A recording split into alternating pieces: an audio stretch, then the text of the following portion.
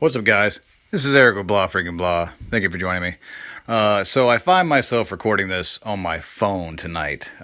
Still trying to get everything together to return to business as usual in the dumpster fire that is known as YouTube. I'll be setting up accounts and uploading videos to various different social media like BitChute. I think Facebook is an aging, dying animal, but I want to upload there, maybe minds.com, and just kind of really experiment on the outlets. Still playing around with the idea of doing a podcast format, which for you guys that were around a couple years ago, you'll know that I was kind of starting to do that then, doing full-length podcasts and then putting up segments. And I just wanted to ask you guys, if you see me in your subscription feed, it's because once upon a time you had subscribed to me, and I thank you for subscribing. Thank you for being here. Thank you for listening. Thank you for joining in and commenting and liking and sharing the videos. I mean, I appreciated it then. I super appreciate it now as I make another go of this because I just miss doing this. I miss the interaction with you guys. I miss talking about things. And let's just talk. And I'd like to know what you want to talk about. It's because, like I said, I'm getting my feet back under me, kind of get back in the groove, get my setup going again, maybe do some live streams, and just kind of play around with it a little bit, just play around the format. And but I want to know what you guys like now. What just post comments down below, just ideas, thoughts, what you guys want to talk about here. And, let's get into it, because tonight I want to talk. I got a question, and my question is Rambo Last Blood actually racist, or are some people just stupid? Now, I feel like that a lot of us automatically have an answer to that question, but when I was looking up, I saw a few things online, and there's quite a few articles that were interesting to me that I wanted to kind of go into, but Bounding into Comics had a good write-up, and I think I just want to stick with this for the night for this video. There's more we could talk about. There were just tons of really awful, stupid reviews out there, hyper-partisan reviews. For those of you who don't know, I'm on Twitter at Eric _talks _/. Just look up Eric Talks on Twitter. You'll find me there, or Blah Freaking Blah, no G. But on Twitter, there's a guy named Data Racer, and he posts pretty cool stuff. Data Racer 117, for those of you who are interested in that. He's worth giving a follow on Twitter. And he had posted this collage of reviews, which Twitter comments, that kind of thing, and it's just awful, stupid stuff. Oh, did I give away my answer to the question? Anyway, let's dive in. It says, in boundingintocomics.com, Rotten Tomatoes critics blast Sylvester Stallone's Rambo Last Blood. Cruel and ugly showcase of xenophobic carnage.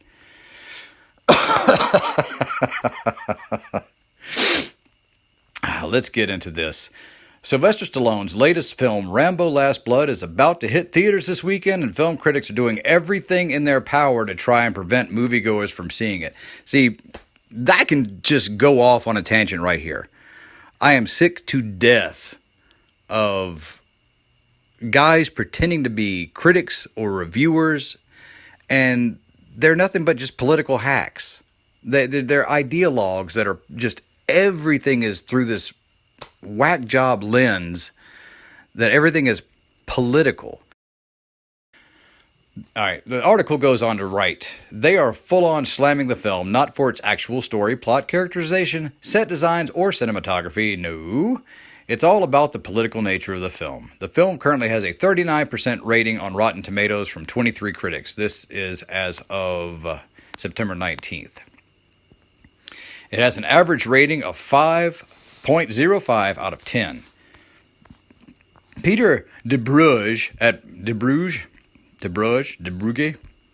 Variety describes the film as cruel and excuse me, let me put on my movie reviewer voice.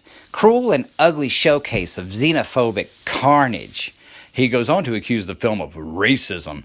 Screenwriters Matthew forgive me, Matthew, Cyrulnik,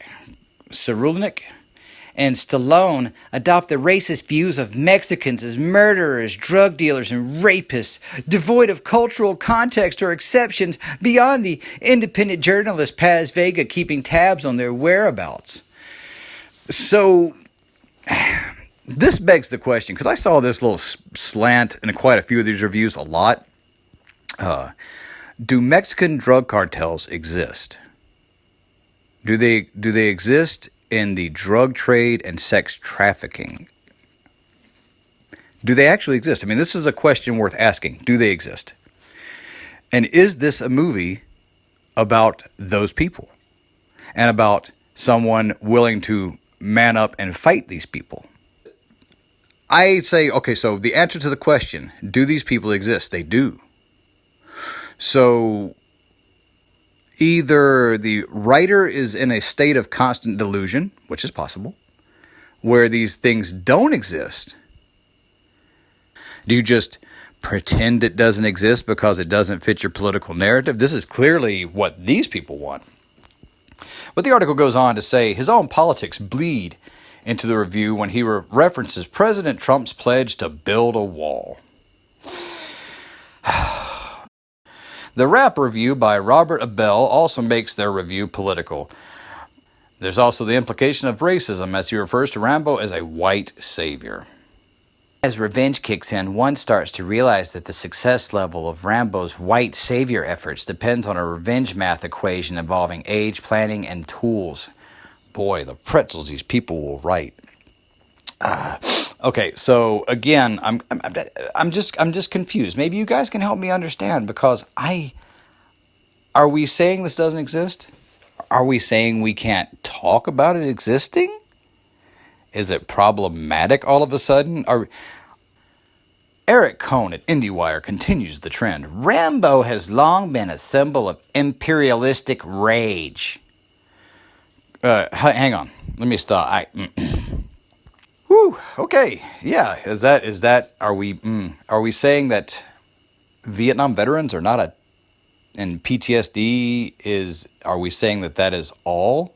Is that story about imperialism? Because are we saying that those people don't exist? What are we saying here?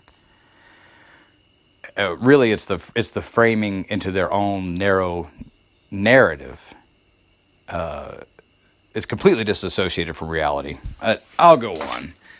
Last Blood is no exception. Transplanting the action to Arizona provides the natural setting for a border drama that plays into Trump-era fear-mongering, right down to its ominous shot of a border wall. Question: does the border wall exist? And why is it bad to show a shot of it? It's a movie where he's going into Mexico. There's a border wall. It's not political to show the border wall. He goes on to refer to the film as propaganda. Fortunately, by propaganda standards, it's weak sauce, as the movie unfurls with bland, tiresome developments until the closing minutes. Not only that, but he decries Rambo as problematic.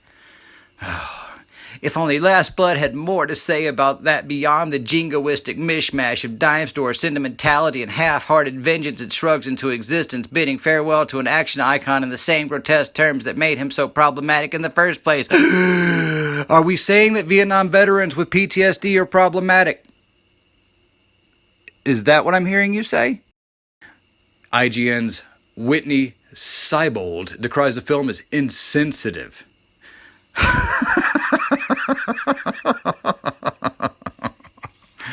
Oh, the impetus for the film's action comes from a plot that closely resembles Taken in both its setup, its older dad action fantasy, and its cultural insensitivity.